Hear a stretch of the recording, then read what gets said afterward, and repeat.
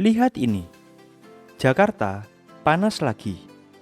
Orang-orang turun ke jalan, teriak soal keadilan, harga, dan kebijakan. Tapi kamu di kamar sambil rebahan nonton video ini sambil mikir, yah, demo mah urusan mereka, bukan urusan gue. Padahal setiap kali ada demo besar di Jakarta, entah kamu ikut atau enggak, dompet kamu ikut bocor. Gak percaya? Oke, coba gue tanya. Minggu lalu, harga beras naik, bensin naik, biaya ojek online juga menambah. Kamu pikir itu kebetulan? Itu adalah efeknya. Dan yang paling bahaya itu bukan demonya, tapi gimana ekonomi bisa bikin kamu rugi tanpa kamu sadar. Makanya, jangan skip video ini, karena yang bakal gue jelasin hari ini bisa jadi alasan kenapa uang kamu selalu habis di akhir bulan, padahal gaji belum seminggu cair. Gue tahu banyak dari kalian mikir kayak gini, ya elah, itu kan urusan politik. Gue cuma pengen kerja, makan, dan tidur. Tapi logikanya gini, ekonomi itu kayak rantai. Satu sisi goyah, semua ikut gerak. Begitu Jakarta berhenti, rantainya ikut berhenti. Ojol gak bisa narik. Penjual makanan gak dapat pelanggan. Warung gak dapat pasokan. Supplier kehilangan omset. Pabrik ngerem produksi. Semua itu kayak efek domino.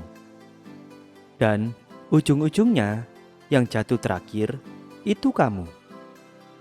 Karena saat semua naik, kamu tetap dibayar segitu-gitu aja.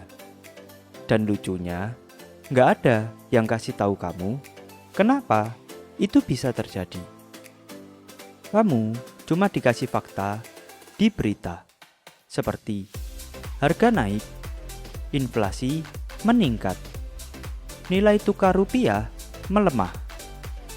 Tapi nggak ada yang bisa jelasin gimana satu hari macet di Jakarta bisa bikin harga sayur di pasar kamu ikut naik. Dan disinilah bahayanya. Kalau kamu nggak ngerti alur duit di negara kamu sendiri, kamu nggak akan sadar kapan dompet kamu mulai bocor. Dan kapan kamu resmi ikut demo tanpa teriak apapun, seperti demo isi dompet kosong. Gue kasih contoh sederhana. Hari ini ada protes di Jakarta. Ribuan truk distribusi telat nyampai. Artinya, pasokan barang ke supermarket terlambat. Biaya logistik menjadi naik. Supermarket gak mau rugi. Jadi, mereka naikin harga. Kamu belanja, bayar lebih mahal. Tapi gaji kamu, ya tetap aja. Itu baru dari logistik. Sekarang bayangin efek psikologisnya ke investor. Begitu lihat berita demo, mereka langsung tarik dana. Nilai rupiah menjadi turun. Rupiah turun sama dengan harga BBM naik. Sama dengan ongkos transportasi menjadi naik. Sama dengan harga barang semakin naik. Coba kamu lihat, satu kejadian di jalan bisa menyentuh seluruh rantai ekonomi. Dan yang bikin ngeri adalah kamu gak sadar kapan kamu rugi. Karena semuanya naik pelan-pelan sampai suatu hari kamu buka dompet dan sadar, kok duit gue cepet banget habisnya. Sekarang, bagian yang jarang dibahas di berita, yaitu waktu kondisi politik atau sosial lagi panas, banyak perusahaan main halus. Naikin harga tanpa ngasih tahu, potong promo, bahkan nyelipin biaya tambahan kecil. Biaya tambahan karena kondisi lapangan.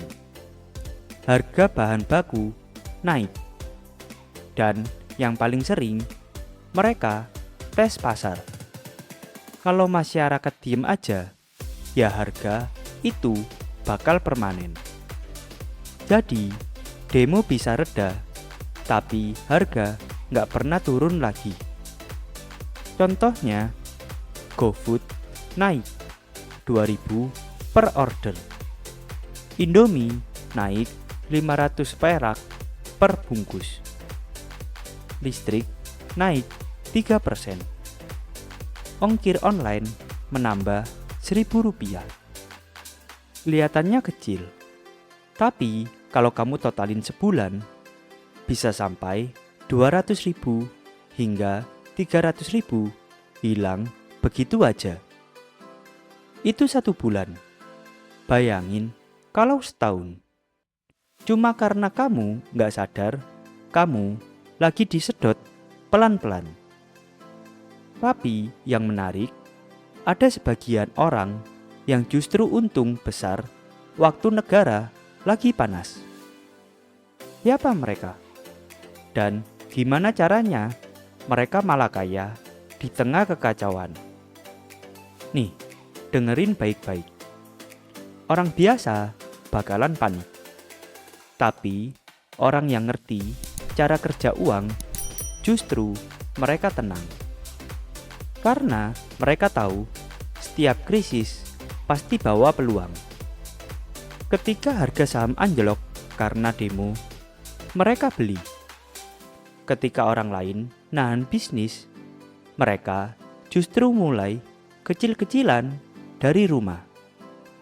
Ketika semua takut keluar duit, mereka fokus nyari celah baru buat investasi.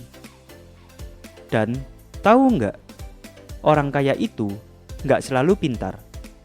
Tapi mereka tahu kapan waktu terbaik buat bergerak. Dan waktu terbaik itu biasanya justru saat semua orang lagi diam. Waktu orang lain sibuk nyalain keadaan, mereka sibuk cari jalan keluar. Kamu nggak harus jadi pakar ekonomi buat ngerti ini. Cukup ngerti logika dasar. Kalau orang panik, harga turun. Kalau harga turun, itu peluang. Tapi kalau kamu diem aja, ya kamu cuma jadi korban ekonomi lagi. Dan itulah bedanya antara orang yang bangkrut dan orang yang bangkit. Sekarang kamu udah tahu, demo bukan cuma soal politik, tapi soal dompet. Jadi, mulai hari ini, stop bilang nggak peduli politik, atau itu bukan urusan gue. Karena setiap kebijakan, setiap pergerakan ekonomi, ujung-ujungnya jatuh ke isi dompet kamu juga. Nih, 3 hal yang bisa kamu lakuin biar nggak ikut bangkrut diam-diam. Yang pertama, pahami berita. Jangan cuma baca judul. Cari tahu apa dampaknya ke harga barang dan pekerjaan kamu. Yang kedua, punya dana darurat. Biar waktu situasi kayak gini datang lagi, kamu nggak langsung panik. Yang ketiga, mulai belajar investasi kecil, pelan-pelan dari yang kamu ngerti. Karena ekonomi nggak akan pernah stabil, tapi kamu bisa belajar buat stabilin diri sendiri. Sekarang, kamu punya 2 pilihan. Tutup video ini, balik rebahan, pura-pura nggak peduli, atau klik video berikutnya di kanan layar, karena di situ gue jelasin cara bertahan waktu ekonomi lagi chaos. Dunia gak bakal berhenti ribut, tapi kamu bisa belajar cara tetap tenang dan tetap kaya di tengah ribut itu. Jadi pilihannya sekarang ada di kamu. Mau nunggu bangkrut atau mulai mengerti?